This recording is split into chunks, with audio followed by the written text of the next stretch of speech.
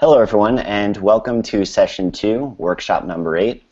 This workshop is going to be all about facilitating inquiry research with primary age students.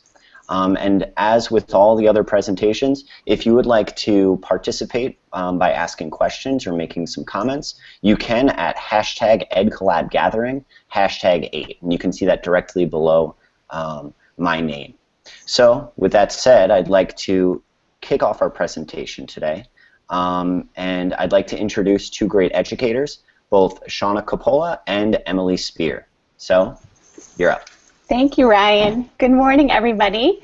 My name is Shawna Coppola, and I'm presenting today with my colleague, Emily Spear, and we're going to be talking to you today about doing inquiry research with primary age students. But what we talk about today can be extended to all age levels, so don't fear if you teach older students. We have lessons that we've learned that will extend far beyond the group of children that we taught. And again, I want to thank you for being here with us at our session. We know on the Seacoast area anyway, it's a gorgeous day, and so you, our heroes, are here with us, and we really, really do appreciate that. So I've been teaching for over 15 years, and I currently teach at Rollinsford Grade School in Rollinsford, New Hampshire. I'm a literacy specialist, and I work with students and teachers K to 6. And with me today is Emily Spear. She's been teaching for over 25 years and currently teaches in a multi-age first and second grade classroom. So one of the things that we want to start with is we want to have you see why we actually started collaborating together. So here's some background information. Why inquiry? Well, several years ago, our school, Rollinsford Grade School, began moving toward a more inquiry-related mode of teaching and learning. And one of the reasons we did that, as many of you know, because I know that some of the presentations today have talked a lot about inquiry. Inquiry research and inquiry learning with students just really offers so much more in the way of engagement with students.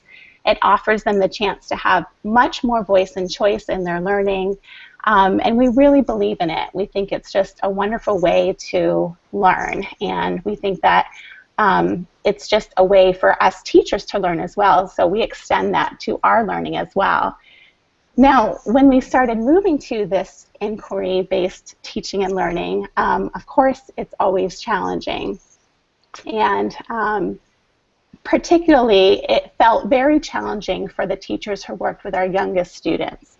Because when we think of traditional research, we tend to think of what we did in school, which was we had a topic that we either chose or was chosen for us. We get some text, like encyclopedia entries and other books from the library, and we write down notes, and then we kind of regurgitate it out what we've learned. And we know that there are other ways to read text, and that's what we teach students. But we still were trying to figure out how to do this kind of independent inquiry research with our youngest students who are just beginning readers. So that's sort of how we started collaborating, and Emily and I decided that it would be really fun to do this inquiry work with her students together so that we could learn together. And so I'm going to turn it over to Emily, and she's going to explain how the first unit that we're going to talk to you about came about, because throughout the presentation we're going to be talking to you about two different inquiry units that we did with her first and second grade students.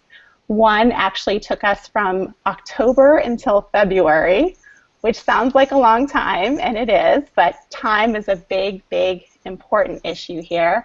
And then the second one, which we're going to refer to a little bit, took from March until about late May.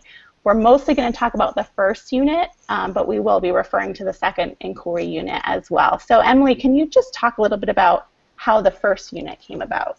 Sure. The first year we started the inquiry learning, I feel like my colleagues and I at this grade level stumbled through it. We couldn't find the answers, and people weren't sure how to give us ideas of how to do it with these younger students. So the second year I was determined to make it work and be exciting for the students. And I was racking my brain of how can I do this, when one day I picked up a book, Fly Guy Presents book, which is kind of a hybrid nonfiction book from the Fly Guy series. And I started reading it to the class, not with inquiry in mind.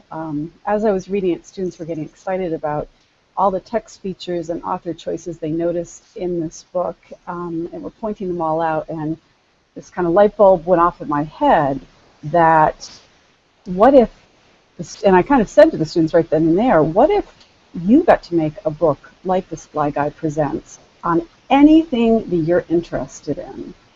And right then and there, I ran to Shawna and said, I think this could be our inquiry unit.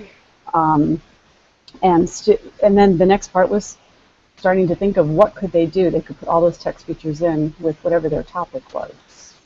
Exactly. And I actually remember you, like this, when she said she ran to me, she literally ran to me. And we were like, oh my gosh, this would be great.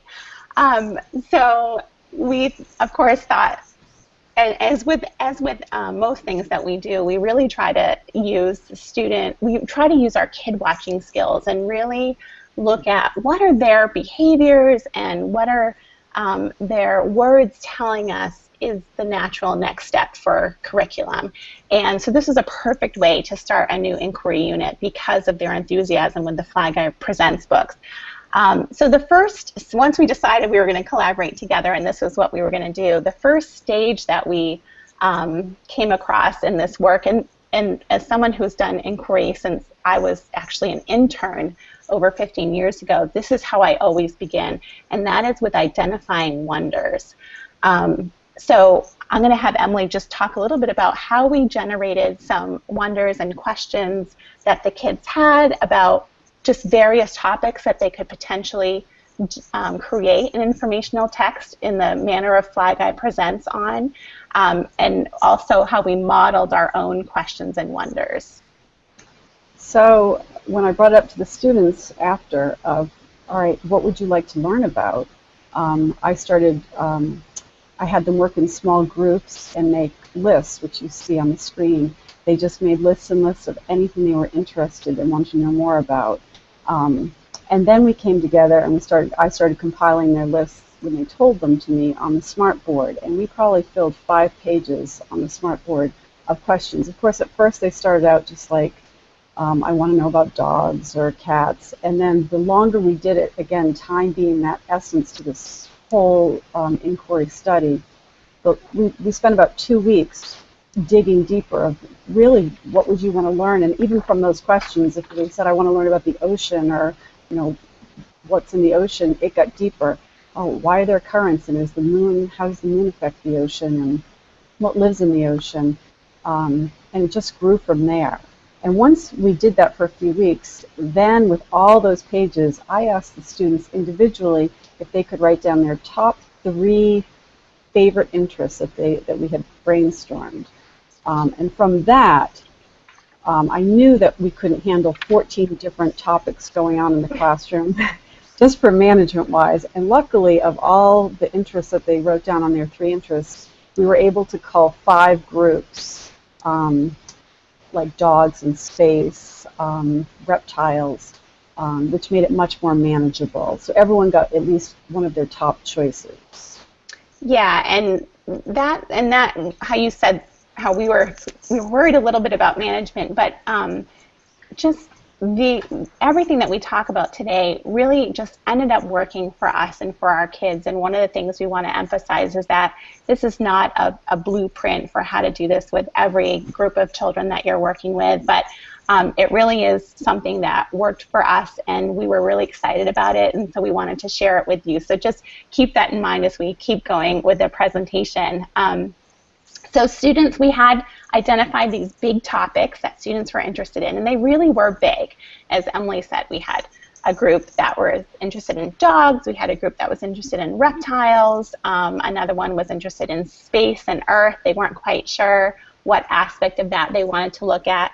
And so once they had their big topics, we moved on to stage 2, which continued to have them generate questions and wonders about their big topics, of course. And what happened with this stage is we brought in all sorts of digital and non-digital resources for them to just immerse themselves in and explore.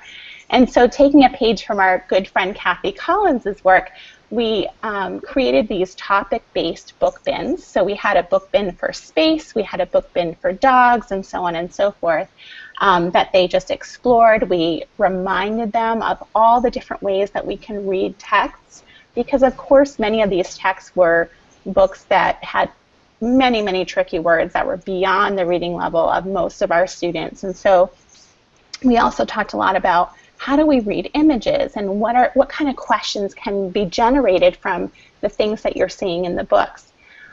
We also used a variety of non-digital texts as well. And one of the things that our media specialist, Caroline Carroll, introduced us to, which was absolutely fabulous, is Symbaloo. And I'm going to talk a little bit about that in just a second. But first, Emily's going to talk about how, based on their big topic, how students actually started, what did they do with those questions, and what did they do with the information that they were gaining from these digital and non-digital texts? So students, as they were looking through books and watching videos on their topics, they would just on just big pieces of paper write down anything that they were interested in. And they were just gathering more questions and more information about their topics.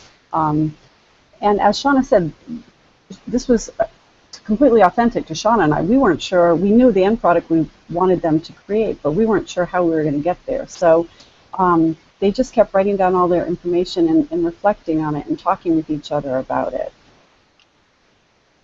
Right. The time to talk and reflect was really, really important. And one of the other things that we talked to them a lot about was the importance of, I'm just going to move a couple of slides forward and then I'll go back, the importance of using both text, written text, and of doodles. So big shout out to Sunny Brown, who wrote the Doodle Revolution that I know many of you might be familiar with. This changed everything for me as an educator. I was aware that visual text was becoming more and more important. I was aware that we were becoming less committed to talking about visual literacy, especially the older kids got. And so one of the things we taught kids to do, our students, is not only to write down what you can write in words if you are having a question or you're finding a fact that's really interesting, but also to doodle it and to make sure that those doodles were detailed enough so that if someone were to ask you, what's this about, you could tell them. And so they really did do that, which was really nice. Now, just really quickly for some of you who may not be familiar with Symbaloo. So Symbaloo is basically a way to bookmark a bunch of sites that you want to bookmark and have them all in one place. And this is just an absolute lifesaver, and it was for us with both units that we did with students. You can see here that we have a bunch of different websites bookmarked here that students can access directly through the Symbaloo page. We have a bunch about space and reptiles and dogs and cats and all kinds of things. And the great thing about Symbaloo is that even though students are still making decisions about what sites would be appropriate for them or have interesting information that they want to use, they're still making those decisions, but they're doing it in a much smaller room, which is really nice. And you can avoid certain things that tend to happen when we have access to the entire internet when you use Symbaloo, so that's always good as well. Emily, did you want to talk a little bit about the other digital stuff that we did, like with the iPads at all? Because I don't remember if it was you or someone with the text-to-speech, that feature that we discovered. Some of the kids would kind of outgrow Symbaloo as their research went on, and then we would have to go out onto the internet. And sometimes it would be finding articles that depended what the students needed to find out about their topic. So sometimes we'd find articles about it, and of course most of them were above, even if we typed in for kids, were above the first and second grade reading level. So with the help of our media specialist and some other colleagues, we found that, probably all of you know this, but I didn't, that that you could have the iPad read to you by highlighting it, and so Actually, I think, and wasn't it, I laptops think it too. was one of our colleagues who figured that out. Wasn't it Cheryl that I figured think that it out? was. So shout out to Cheryl. She like that was another game changer for us. It certainly was. So kids were able to, we taught them how to listen to the articles on the iPad or the laptop that they were using if they needed to get some certain information that they had decided was important about their topic. That was, and of course it sounds kind of funny because it's kind of robot speech almost, but it was still another way that you didn't have to sit by a student and read everything to them. They could be independent with it. Exactly. And that was one of our goals too, is to allow them to have that agency and independence. That was really important to us. And I think sometimes with the younger students, we tend to be a little bit more kind of over their shoulder, like, what are you doing? What, can I read that for you? Can I write that for you? And we really are committed to, just helping students gain independence that is developmentally appropriate for that one student at the time, but really to help honor their agency, and we feel that it absolutely helps them become much more engaged. And so during this immersion process, as we said, students were continuing to they were continuing to come up with questions that they had and wonders that they had. They were writing down interesting facts, and through these kind of broad notes, their kind of mini or focus topics were decided. And so we moved, so that, for example, I think, Emily, we had one student who was in the reptile group, and he ended up saying, I really want to study snakes and their enemies. And that was his kind of like focus. And then there was another one in the reptile group who said, I want to compare crocodiles and alligators and make my informational text about that. So that's kind of how they started narrowing their big topics into their focus topics. And at that point, it was time to start gathering information about their focus topics. And so we moved on to stage 3, and Emily's going to talk a little bit more about this part, but and as far as what the support staff did for this part, because this was a huge part of this inquiry work, was the gathering info stage. One of the things that was another game changer, so we should call this game changers with inquiry research, but that was sticky notes. And I'm gonna show you, I'm gonna go back, but so it's 4 by 6 too. Yeah, 4 by 6 sticky notes. They were big enough so that it would hold these students' big writing and their doodles if they wanted to, but it was also, we found that the sticky notes were so great because, first of all, what kid doesn't like sticky notes? And number 2, they could be organized so much more easily when the facts were on a sticky note. And so we found that to be really helpful. Throughout this gathering info stage, again with the kid watching, we let the kids tell us through their actions, their behaviors, their questions, what kind of mini lessons they needed for us to give them. And so we would give them mini lessons on how to come up with keywords to type into Google. And actually, we at first we had them type in their own keyword searches, and then came across a little bit of trouble with something that happened with that because on the iPads we didn't have the firewalls that we do on the laptops, which is a really good thing in many ways. So what we ended up doing was we ended up having them tell an adult in the room what keywords or key phrase they wanted us to type into Google.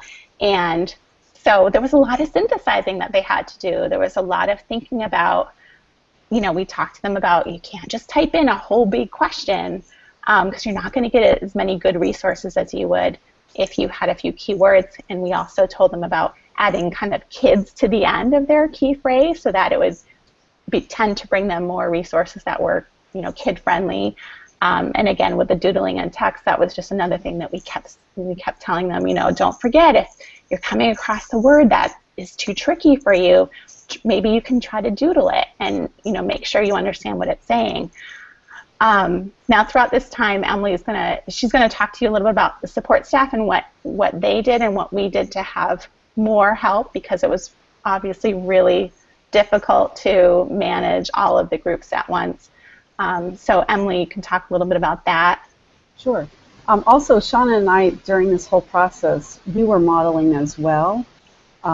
We had picked the big topic of pollution and then decided our mini topic, as we started to show the kids how we would research, was pollution around the world. So we were doing this right with them. We were like a microsecond ahead of them, but barely, to decide what needed to come next.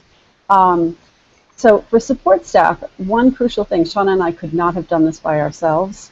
We had, I used to put out in the beginning of the week a plea, an email to the whole staff that I would give the times that we were going to be doing this during the week, and they were big chunks of time. They were an hour to an hour and a half chunks of time. So the kids knew there was no rush in this. So any staff member that was free would come in and help us. They would, and at times we would look around, and every group or individual student, depending how they decided to work, would have an adult near them at times, which was fantastic, especially during this early research time of taking notes, something that was brand new for these students. The hard part was that Shawna and I didn't quite know how to manage this or have the time to, as support staff walked in, to tell them what we needed them to do or how to help students. So sometimes support staff would end up taking the notes for them or having them write it down word for word. And the problem with that was, as you probably know, is that students would go back a day or two later and have no idea what that note meant. So that was something that we had to work through, and we ended up in our later inquiry unit of creating a page on Google Docs that was a living page where we would put who was working on what they needed help with, where they were in the process. So if support staff walked in, they could just look at the laptop that was up, our teacher laptop, and know how to help whoever they went to work with, which was really good. And we wanted support staff to more empower the students than enable them by doing too much for them. That was really crucial. I think that was it. Yeah, so I mean, and I love how you said we were just looking to empower the students and not enable them. And I think that oftentimes with every best intention, we tend to enable students and use too many scaffolds, and we don't allow them the opportunity to gain independence with their work. And so this was a huge learning experience for us and for the wonderful support staff who would devote any spare moment that they had to come in and help us. So we really appreciated that, but it was a really big aha moment for us as well.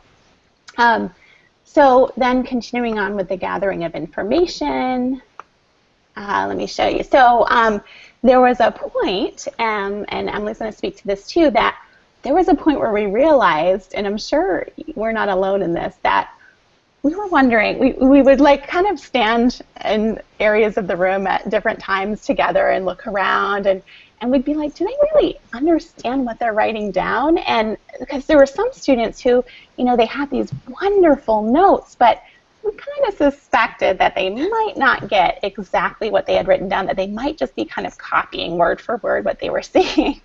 And so we kind of did a little timeout and did a couple of, well, we had some discussion about, you know, do you truly understand the notes that you're taking? And we kind of developed this activity to ensure that they did. So do you want to talk about that a little bit, Emily? Sure. So once they'd collected quite a few sticky notes of facts, we paired the students and had them read them. I think they had to read to several people.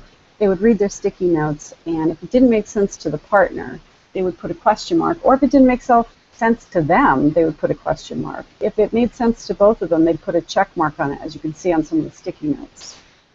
If there was a question mark, they could either decide they needed to go back and research a little bit more on that and add to it, or if it completely didn't make sense or they felt like it didn't make sense to the project anymore, the beauty of the sticky note, again, they could just rip it off and throw it away and say, I don't think I need that in my presentation. So that check-in with peers was really important to help them organize their information. And it also, the first book we did, again, it was a book, so they started organizing their sticky notes in, oh, that's coming up. I'm getting Oh, that's okay. That's okay. Yeah. So, just that whole conversation about, if you don't understand what you wrote, or if you're talking to a group about your notes and they're like, okay, so what does that mean? And you're just kind of like, or there's like crickets going on, then you know what? If you can either do more research on that and figure it out, or this is the great thing with sticky notes. You can take it off and be done with it. And I feel like that was really empowering for kids. Mm-hmm. And we were a little scared. I was a little scared that, kids would just be like, okay, well, I'm going to just do it over. And that didn't happen. It was just a few here and there that kids were like, you know what? Don't really know what I was writing here or what I doodled here, and I can't really explain it, so I'm just going to put it aside for now or recycle it, and I'm going to move on with my research. So it was really nice. So once they had gathered, of course, we're moving quickly through this because we have a time limit, but this, of course, took so much time. And one of the things that we want to emphasize is, again, we would, in the midst of facilitating, these groups and talking with them and conferring and asking them what they needed next, we would stand there and be just in awe at the stamina that these students had and the engagement that we saw. I mean, I think I took like a half a dozen panorama shots of your classroom one day, because it wasn't just that students had stamina between October and February, but they would have stamina for 45 minutes, 50 minutes at a time, and they were always engaged. I mean, we had no issues that were behavior related. They were just, we would shut the lights off to signal, oh, it's time to start picking up because you have to actually eat. And we would get all these groans and go, oh, when can we come back? And, oh, well, we're not going to do this today because Mrs. Coppola is not in today, so we're going to wait. Oh, when are we going to do it again? It was just like, we were continually astonished by that. And it was really, like a room full of, it was almost like everyone was a peer and everyone was a researcher, and it didn't feel like student and teacher. It was a pretty amazing dynamic that was created. It was awesome. So, so then after they had gathered all their information, or, of course there were moments when they would need to continue to gather information during this next stage of organizing their information, but once they had done that, then it was time to move on to organizing their information.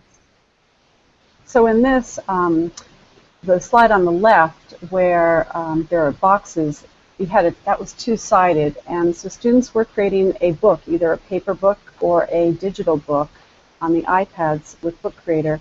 And so students need to lay out their Post-its so that it read like a book.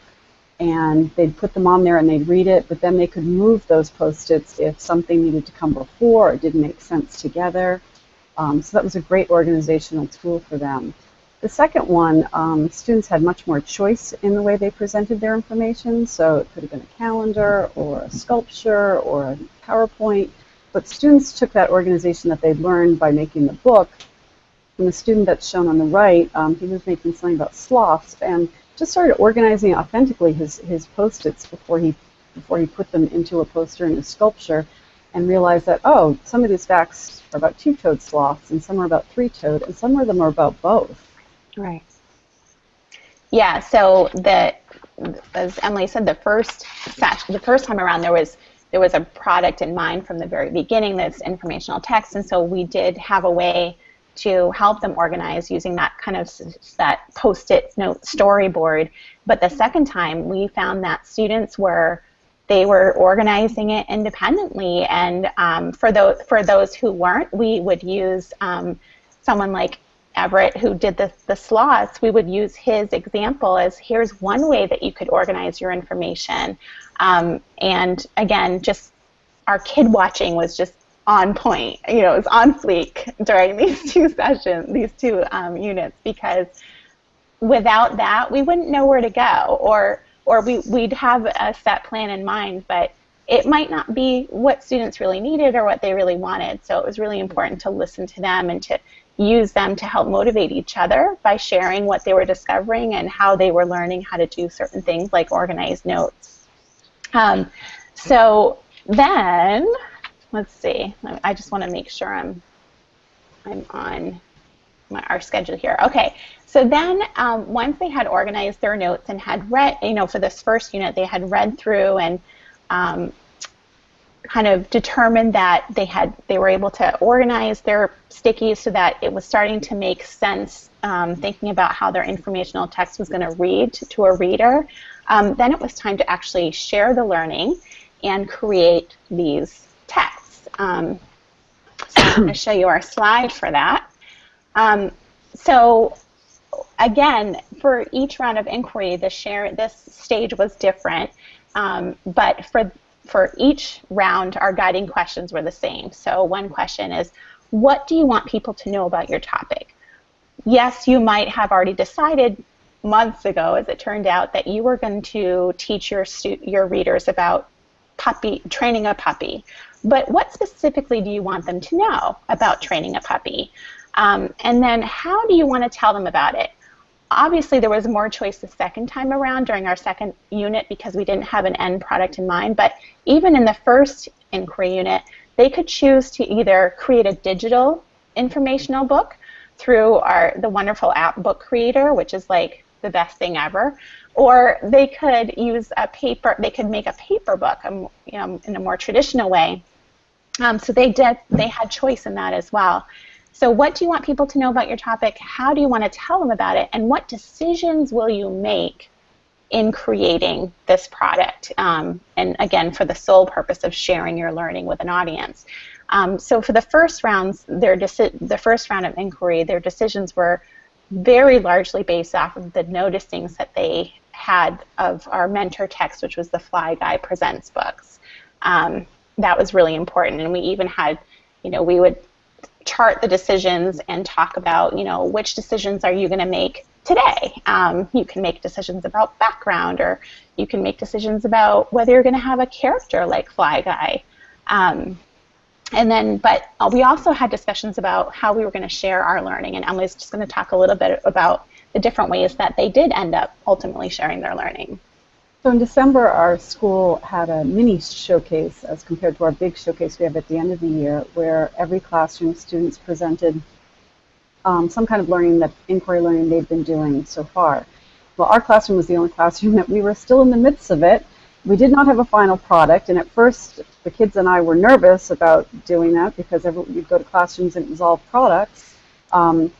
And then we decided to embrace it, and we decided how we were going to tell those students, kind of like we are telling you today, how we were going to tell the incoming students or adults that walked into our classroom what we've been doing over the past 3 or 4 months. And it was an incredible time for the kids to realize how much they had done. They were so knowledgeable. They were able to share all the information about their facts and their Post-it notes and where they were in the process. They were just so empowered by the whole thing. It was very motivating. That was one way we shared. Another way was in the beginning of each day, when we kind of do a status of the class, where is everybody before you go off and work, we would pull students up and have them share where they were in their work. And that was motivating almost more than our mini lessons to the kids of, wow, I didn't realize you could do that. Or one person started adding sound text into their book creator, and another student said, wow, I didn't know that. That would motivate other students to try things that these students were sharing. So that was very powerful, and again, just empowering the students, and it wasn't just coming from us. And then at the end, we did have the final student showcase of their products in February, where again, their interest did not wane at all during the whole process. And it was so, we had some adults come in that were not related to the school, just townspeople, and they could not believe the conversations that our students could have with them about the process and their learning and the decisions they made. They were just amazed that 6- and 7-year-olds could talk to them about this process and what they've gotten out of it. They could be presenting today, not us. Oh my gosh, I know. How dumb are we to not? I mean, Everett would have totally presented. And he would have been so adorable. You guys would all be just in love with them.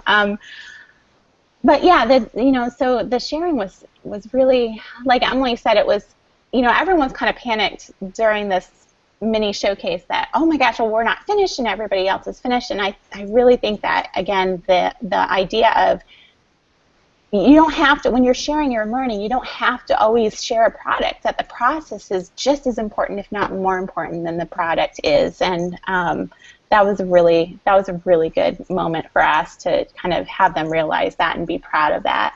I want to show you just a few of the decisions that were made during this sharing of the learning. So on the left, you can see we have our student, Adele, had decided that she was going to create her book in Book Creator, and here she's just deciding on the background for one of her pages.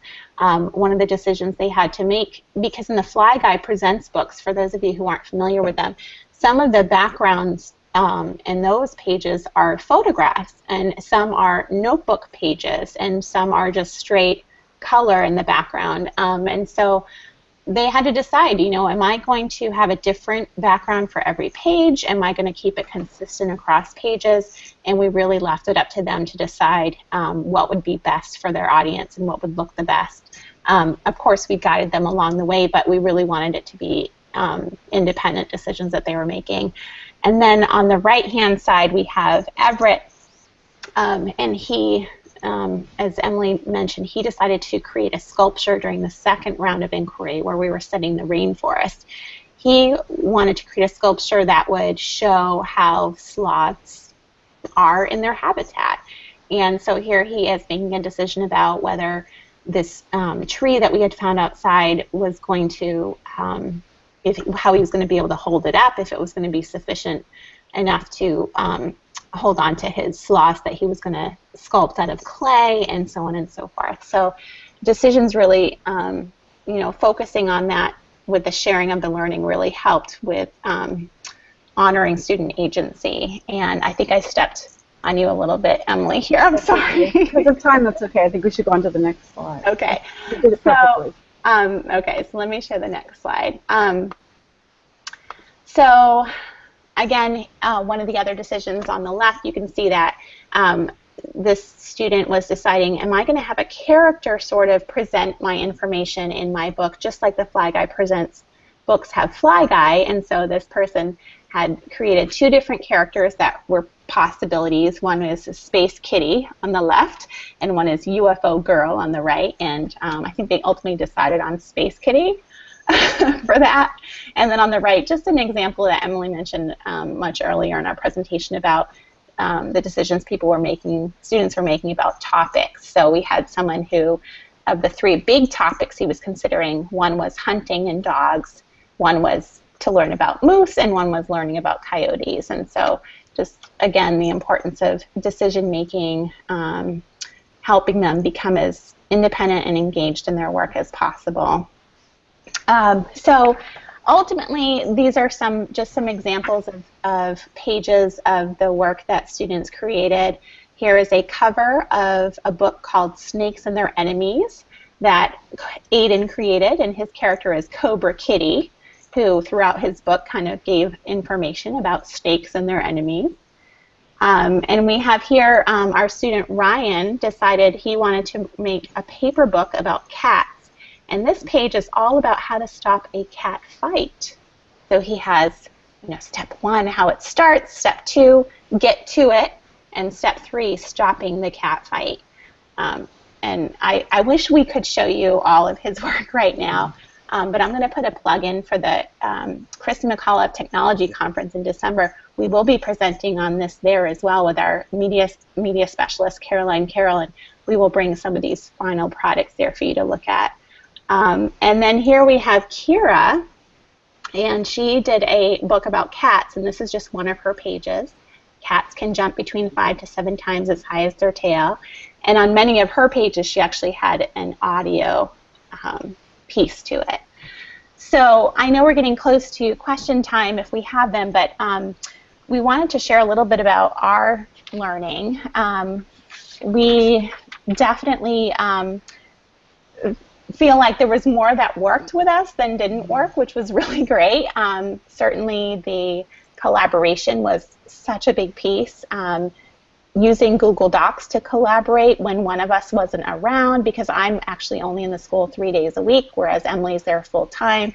So that really worked well for us. Our conversations where we would just informally assess what was going on, how students were doing, what they needed next. That was really, really important. But we've mentioned a lot of the aha moments, and we have a lot of other further questions and wonders, but Emily was going to just, again, what she talked about with teaching our support staff to help empower kids and not enable them was probably one of the biggest aha moments for both of us. Wouldn't you say, Emily? I would, and just also to remember that to take the risk and not get ahead of your planning, and to just try to be in that moment with students. And this is not a prescribed way. Shawna and I created this day to day, minute to minute. Yeah. Sometimes we call a teacher timeout right in the middle of something, we'd be like, so we could teacher talk. Timeout. So really just to let yourself, this is some of the best teaching I've done, and my plan book was not all filled in because of it. Yeah, so Ryan, do we have any questions?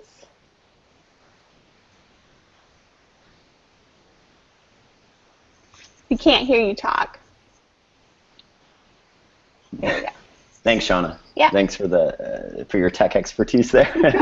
No, but everybody's been really complimentary on Twitter, so thank you so much for that presentation. And Shawna, I'd like to commend you for your use of the term on fleek, which I think has all of us very jealous out here. But I do have just a couple quick questions for you, and feel free, either of you can field them. But first, during these during this inquiry process, these inquiry projects, how were you able to kind of assess what the students were doing? I mean, obviously you could see the work they were doing, but how did you kind of keep track of the entire classroom, I guess, is what I'm curious about.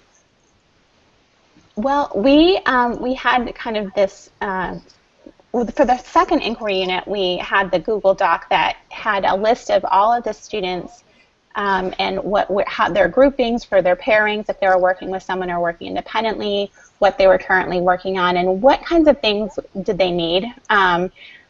And one of the things we realized, that we were so into this whole inquiry process, is that we actually sort of forgot to formally assess our students on these projects. And I think that's kind of a good thing, actually, because it was more about the process than it was about the product.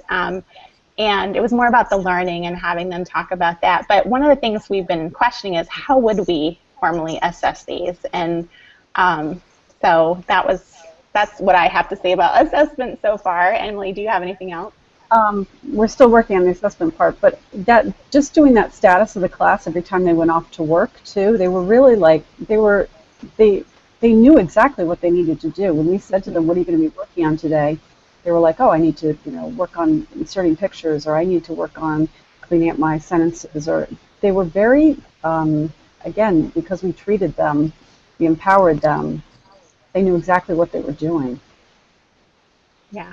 Exactly. Great, and I think just one other thing, Shawna, you had said that you were in 3 days a week, so I guess I'm just curious about how was that experience of co-teaching while taking care of this project? Well, I mean, Emily will tell you that I have no balance in my life, and I pretty much eat, sleep, and breathe my teaching life, which is not something I would recommend, but, we just, I don't know, it just worked for us because Emily she is confident enough, and I feel like this work gave her a lot. I hope I'm not speaking too much for you, Emily, but I feel like it gave you a lot of confidence, and you could just see her whole affect change, and I feel like the little time that we had face-to-face time, we just used it way better because she was able to make decisions when I wasn't there, or we would contact each other via the Google Doc or via email. So it just worked for us. And in this day and age of Great. testing. Well, yeah. No, I was just going to say, in this day and age of sorry, testing, Emily, it's exciting. Yeah. Great. All right. Well, I think that's about our time, but I really want to thank you for this presentation, and I'm sure all the viewers are very appreciative as well. There was some great learning that was going on here, and we look forward to more presentations from you in the future. And Shawna, I'll keep in mind that presentation that you had mentioned that you two will be presenting at later on. Yeah. But thank you so much. Thank you. Thanks to the Educator Collaborative and to Ryan. We really appreciate your support, and all of our colleagues who are watching us from home. Thank you. Thank you. All right. Have a great day. You too. You too. Okay, so just to conclude here, I just want to remind you of what is coming up next on this great day of professional development. So if you take a look, what to look forward to in session 3, we have tough talks, having authentic conversations about race and diversity. That was workshop 11. Workshop 12, which is about engagement literacy. Workshop 13, which is about life beyond the group work drama. And actually, my colleague Brian and I will be doing that one, so hopefully you can make it. And then finally, workshop 14 is every child acting as a mentor. And once again, if you enjoyed what you saw today and appreciated that it was completely free, please feel free to make a donation to the Book Love Foundation. And lastly, if you'd kind of like to follow along with what's going on today, you can follow the hashtag #TheEdCollabGathering. And if you go to gathering.theeducatorcollaborative.com, you can watch all of these workshops, whether you can watch them live if you have the chance, or if you didn't have the chance to catch them live, you can always check them out later because they're all archived on YouTube. Thank you so much for watching, and have a great day.